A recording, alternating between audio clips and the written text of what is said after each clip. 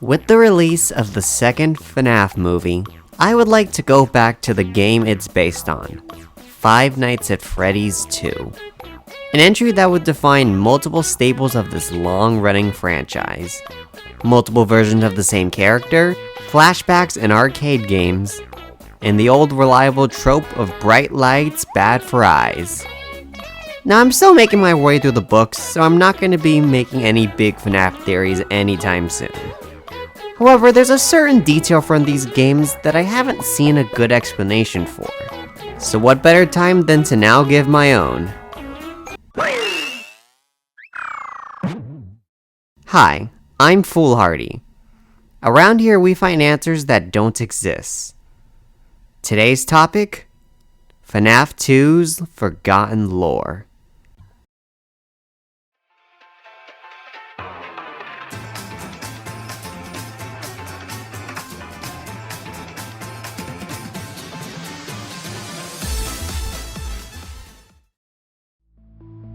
FNAF 2 takes place in 1987. There's a new Freddy Fazbear's Pizza with brand new animatronics, after the originals started to get musty.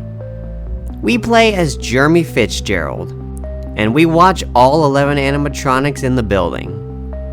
Armed with a Freddy mask, a flashlight, a wind-up box, and a doorless security office. Things go smoothly, until the building goes on lockdown because someone used one of the suits. We had a spare in the back, a yellow one. Someone used it. Jeremy gets put on the day shift, Not Michael gets fired after one night, and Fazbear does one more birthday party where someone may or may not have lost the front cerebral lobe. These things happen sometimes. We are talking about none of this. What we are talking about are these cutscenes spliced throughout the game. Yeah, remember these things? They're some of my favorite moments in FNAF. You see the first one as you boot up the game.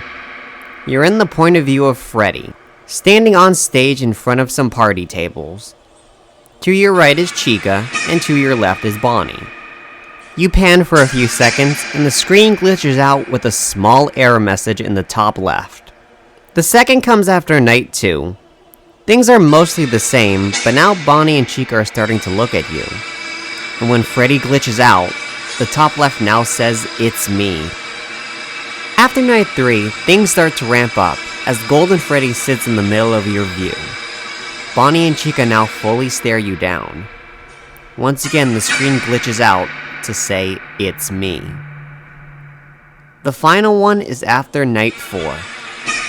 Now the marionette is in front of Freddy. It follows you wherever you look. Bonnie and Chica have gone back to their original positions. It glitches out, and one more time, it says, "It's me." And that's it. They come and go, and are never directly mentioned again. So if it's already been 11 years since this game came out, and we've gotten no additional context, Scott must think we have enough information to figure out what these mean. And they have to mean something. These feel too significant to just be random creepiness. Well, like all good FNAF videos, let's start with the timeline. When do these cutscenes take place? From everything we are shown, they can't take place in this pizzeria. Not only does the building look completely different, but Freddy, Bonnie, and Chica are on stage and undamaged, instead of being broken down in parts and service. That leaves us with two options. Either they're taking place during FNAF 1, somewhere in the future, or this is taking place in the original Freddy Fazbear's Pizza, opened in 1983. Depending on what you believe, it could be either. But I can only see this taking place in the first pizzeria. Mainly because of the marionette. It's never been seen in this location, both during FNAF 1 and during FNAF 3 when William gets spring-locked. Not counting Lefty, we've only seen the marionette in 2 locations. This one, and the one where Charlie died. We don't see enough of this building in Pizzeria Sim to tell us what kind of location it is. But that's not the only time Charlie's death is depicted. We first see it in Fnaf 2's Give Cake to Children. Now the sprites are crude, but the player character is clearly a brown mascot, opposed to Fredbear's gold and yellow coat. This is a Freddy Fazbear's. Now before we go on, there's something I should address. Some people believe that before FNAF 2, the original animatronics had these unwithered designs that look closer to the models in this game. And when getting repaired for FNAF 1, they were given their classic designs. That would certainly disprove my train of logic, but I don't think this was ever canon. We see the unfinished animatronics in Secret of the Mimic, and they just look like the FNAF 1 versions. Design changes happen a lot in this franchise, and sometimes there's lore behind it, but I think it's mostly just inconsistency. Not to mention, we've never seen these unwithered models. Except for maybe this Freddy art from Pizza Sim, but I don't think that's enough. Placing these cutscenes in the first pizzeria aligns them with the most important part of FNAF's lore: the missing children incident. The MCI is believed to have happened in 1985, 2 years after the restaurant opened and 2 years before FNAF 2. And we know the spirits are involved, because the cutscenes are marked with their calling card, "It's me." This shows up every time the missing children are active, especially Golden Freddy. But did you notice something? "It's me" isn't in all the cutscenes. The first one has an error message. Why? Why would the spirits in the animatronics ever say an error message? Unless these aren't the spirits talking here. The first cutscene is creepy, sure, but nothing outright supernatural happens. Freddy glitches out like a normal robot, so it just says error. The other 3 are clear cases of paranormal activity, so they all say, "It's me." Are these cutscenes showing us the animatronics before and after possession?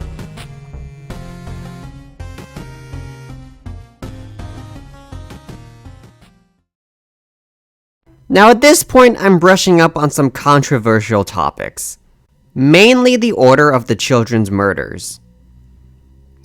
People love the idea that Charlie is William's first victim before the MCI. If that were the case, it means these cutscenes are out of order. The 4th one would be the 2nd. But here's the thing. There's more evidence that Charlie died after the MCI. First off, there's this one line from Ultimate Custom Night. You might not have heard it, it comes from Withered Chica. It's kind of ignored around the theory space. I was the first. I have seen everything. Chica straight up claims she was the first one killed, which feels definitive enough, yet we get an even more specific order in Help Wanted 2. To unlock the Bonnie mask in Princess Quest 4, you need to light the children's graves in the correct order: Chica, Foxy, Freddy, Bonnie, Golden Freddy, and then the marionette. Now some people have suggested that this isn't the order of deaths, this is the order the souls moved on. But I take issue with that. If I told you before this game that Freddy went to heaven before Foxy, you'd ask me why that matters, and I wouldn't have an answer. I still don't have an answer. What people were actually arguing about and wanting answers for is Charlie's relationship to the MCI. Plus, it begins with Chica. Was Chica the first spirit to move on, yet also the first child to die, but only in the context of the missing children's incident? I just don't see it. Occam's razor, the simplest solution is the most likely.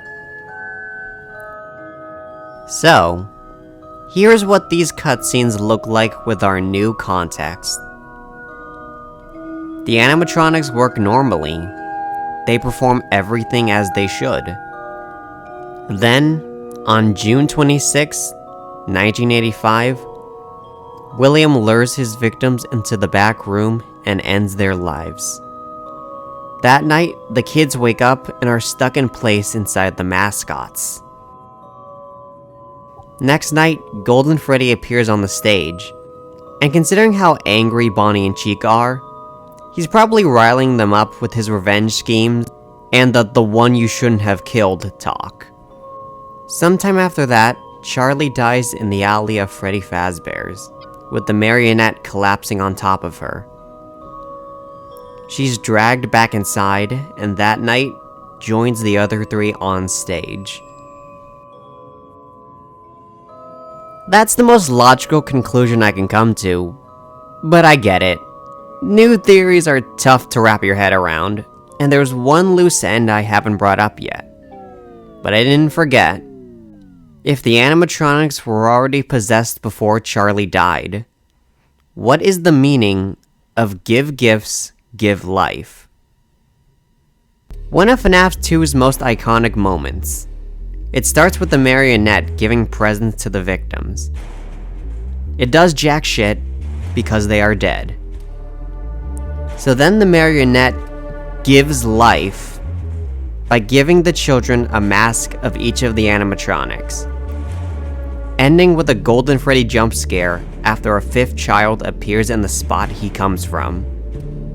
When this game first came out, everyone thought this symbolized the marionette putting the children in the animatronics and binding their spirits to the robots. But we have a lot more information than we did back then. We know that William stuffed them in the animatronics to hide their bodies. Also, possession is caused by remnant, the mixing of metal and souls. After all, the marionette wasn't around with Elizabeth and Baby. I don't think it's ever had this power, especially since Charlie was just a normal kid who wouldn't know any of this strange pseudoscience. All of that compounded with the fact that Charlie might have died last, which I already said I think is the case. What is this minigame actually trying to say? Simply, it's symbolic of something else. Think of the marionette. Think of Charlie. What is her role in this story?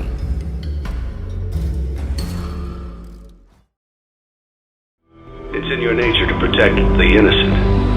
I'm sorry that on that day, the day you were shut out and left to die, no one was there to lift you up into their arms the way you lifted others into yours.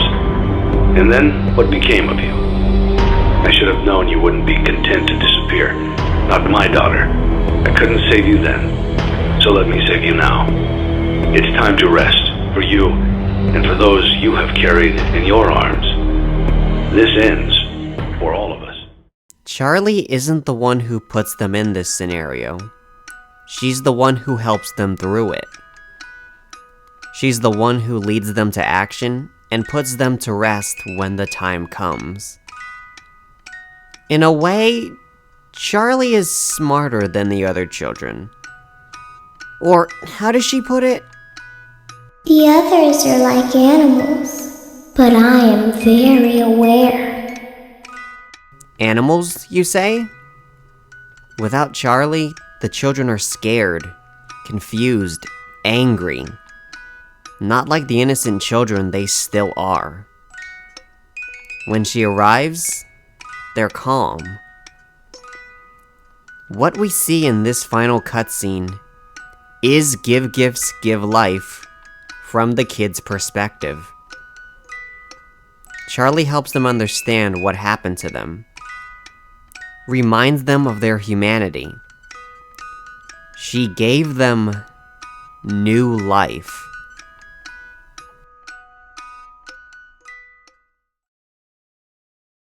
I think that'll do it for today.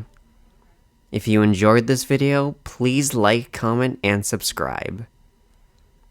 And remember, keep the music wound up.